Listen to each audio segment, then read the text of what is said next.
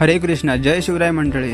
आज मी तुमका दाखवणार आहे कोकणातल्या रत्नागिरीत आम्ही झाडावरनं हापूस आंबो कसो काढता.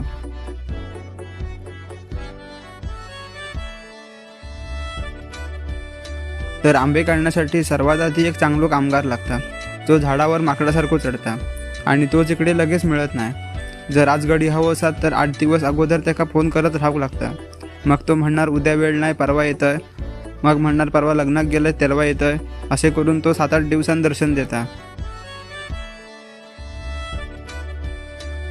मोठमोठ्या झाडावर चढून आंबे काढायचा खायचा काम नसता, म्हणून वर चढताना आधी 2दा देवाचं नाव घेऊक लागता. मग तो कामगार वर घड आणि फाटी घेऊन जाता. एक एक तयार झालेलो आंबो शोधून शोधून फाटीत ठेवता, कारण कोवळं आंबो काढून उपयोग नाही, तो नंतर पिकत नाही.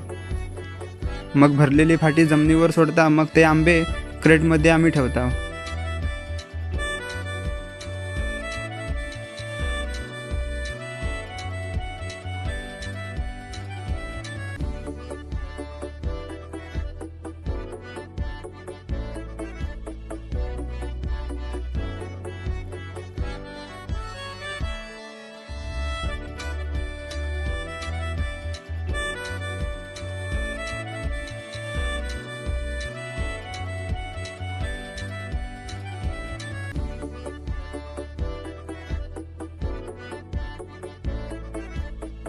काय काय वेळेक आंबो काढताना घाळातनं खाली पडता.